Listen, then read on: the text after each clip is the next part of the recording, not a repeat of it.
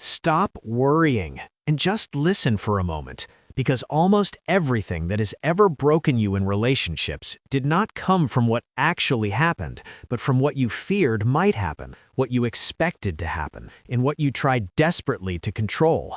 And this is exactly where Stoic philosophy begins its quiet revolution, by reminding you that the moment you stop fighting reality, reality stops fighting you. Because in love, as in life, the greatest suffering is not caused by loss, silence, distance, or change, but by the constant inner tension of wanting things to be different from what they are right now. The Stoics understood this thousands of years ago, when Epictetus said that some things are within our control and some things are not. And yet most people spend their emotional lives exhausting themselves over the one thing they can never control: other people, their moods, their feelings, their timing, their readiness, their loyalty, their ability to understand us. And when we try to control what is not ours to command, worry becomes our daily companion, quietly draining our peace. Because worry is the tax we pay for wanting guarantees in a world that never promised certainty. Especially in relationships, where we attach our sense of worth to how quickly someone replies, how deeply they care, how consistently they show up, forgetting that love was never meant to be a transaction or a performance review, but a shared experience between two imperfect human beings.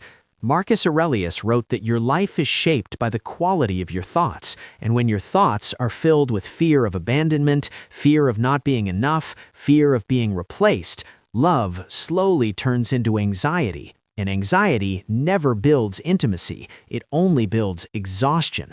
Which is why Stoicism does not teach you to stop loving, but teaches you to love without surrendering your inner stability, to care deeply without becoming emotionally dependent, to give fully without losing dignity, because Stoic love is rooted in strength, not desperation. And strength begins the moment you realize that another person is not responsible for your inner calm. Expectations, the silent destroyers of relationships, are often agreements we make in our own minds without ever consulting the other person. And when those expectations are not met, we feel betrayed by promises that were never spoken. And this is why Seneca warned that we suffer more in imagination than in reality. Because reality simply unfolds, but imagination adds meaning, judgment, and personal insult, turning ordinary human behavior into emotional wounds. And when love starts to feel one-sided, when effort feels unbalanced, when you find yourself giving more explanations, more patience, more energy just to keep something alive, Stoic philosophy asks you a difficult but liberating question. Are you acting from love or from fear of losing what you have attached your identity to? Because dignity is not loud, it does not beg, it does not chase clarity from someone who offers confusion, and it does not sacrifice self-respect for temporary reassurance. Silence, when chosen from self-respect rather than fear, becomes power, because it signals that you know your value does not depend on convincing someone to see it.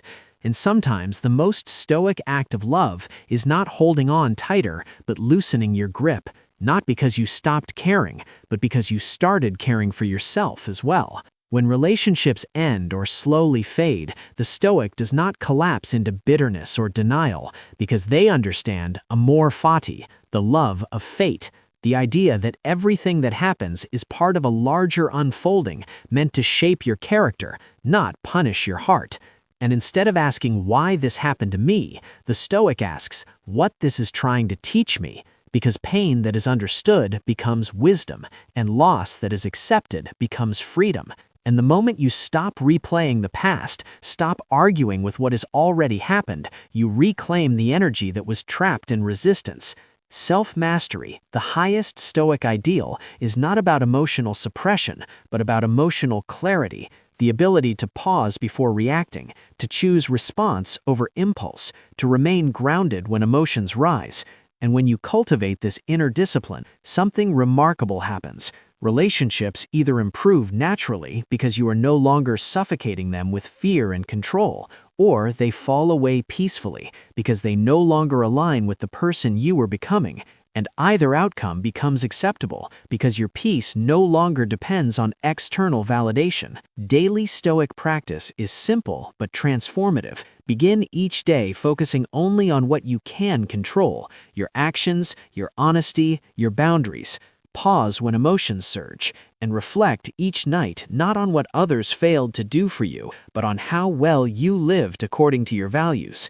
Because when you stop worrying about outcomes and start committing to character, life begins to flow with less resistance. And this is the quiet truth most people discover too late. When you stop chasing reassurance, it comes. When you stop forcing clarity, understanding arrives. When you stop fearing loss, you stop losing yourself. This is why Stoicism does not promise a life without pain, but a life without unnecessary suffering. And this is why the moment you truly stop worrying, not pretending, not suppressing, but deeply accepting what you can and cannot control, you begin to notice that things start working out, not always the way you planned, but often in ways that make you stronger, calmer, and more whole than you ever were before. And that is the kind of peace no one can take away from you.